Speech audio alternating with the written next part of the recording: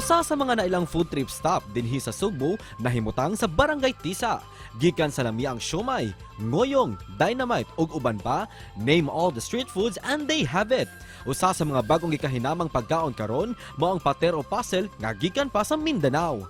Ang maong pagkaon gihangop sa mga Sugboanon kay gawas nga lami na kini, suwak sa budget ug makabusog usab. Si Haron Teves kinsa nakabisita sa Mindanao ug nakabantay sa lami ang pagkaon, iyang gidala diri sa Sugbo ug wala damha nga mopatok kini sa panglasa sa mga Sugboanon. Karong buntaga, atong ibida kini og sayran ang mga ingredients niini dinhi lang sa GMA Regional TV Live.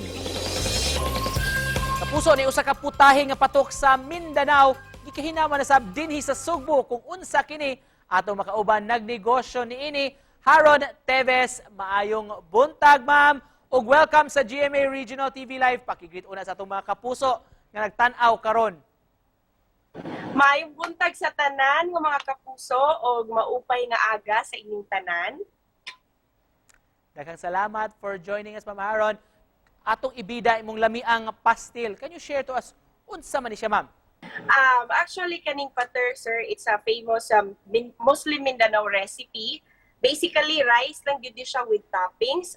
Pwede beef, pwede tuna and chicken. And then, naa siya side dish nga gitawag na mong palapa.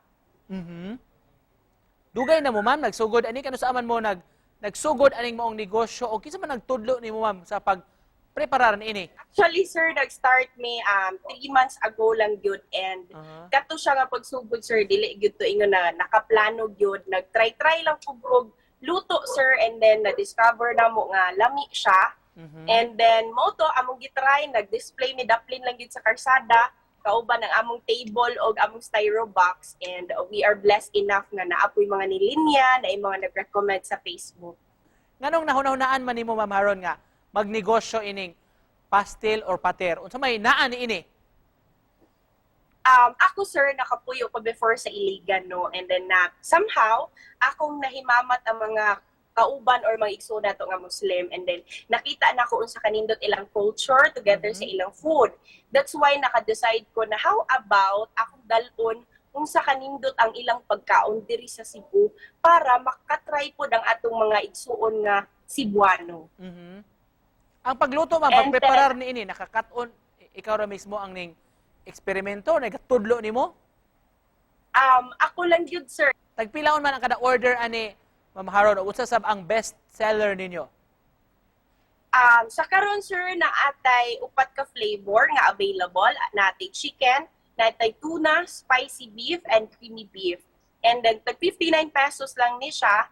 Ug daghan ko lang nadani sa inyong vlog, ma'am, nga imong gibida kining inyong produkto. Unsa man, dakog natabang ba para kaninyo, ma'am, ang pag-post, pag-upload ani sa social media?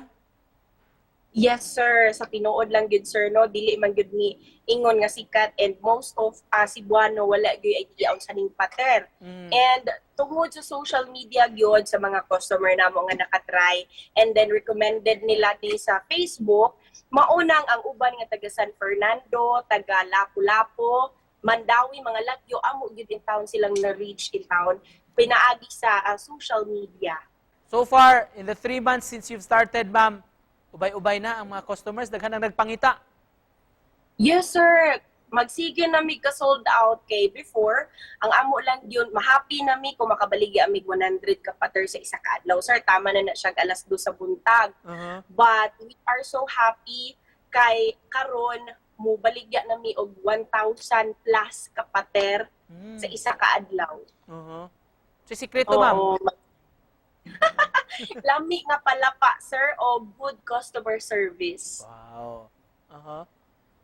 Sukad nalusad ninyo yung negosyo, Ma'am Haron, unsa may natabang niini, unsa nahatag sab nini sa imong pamilya? To be honest, sir, no, akong mama, akong mga igsuon, wala man gid sila trabaho. So tungod aning pater sa Tisa, sir, naa sila kaugalingon nilang trabaho. Pila kuno'y puhunan nimo, ma'am? Nagsugod mi, sir, sa before, katong nag-start pa mi, nagsugod mi og 3,000 pesos. And then karon nga ning taas na yung demand, medyo ning taas na pod ang iyahang kunan since mahal man ang transportation sa amo ang Cebu Jing, main ingredients sa among palapa. And just to close this, Ma'am Haron, mensahe ni mo, ma'am, nga gusto ipaabot sa atong mga kapuso nga nagtan-aw ron. Okay, para sa tanan nato mga kapuso nga naglantaw ni ining maong programa, ang ako lang din masulti sa inyo, if you have plans, kung namoy mga plano, idea, nga gusto mo magnegosyo, go, do it now. Kasi wala ka kay bao, basin ikaw na lang gihuwat sa imong mga plano. Thank you, Sab, so much for joining us this morning, ma'am. Ug pohon, kasi makabisita og Tisa. Matilawan nato ning pater sa Tisa. Daghan kayong salamat, Ma'am Haron Salamat. Teves. Amping, ma'am.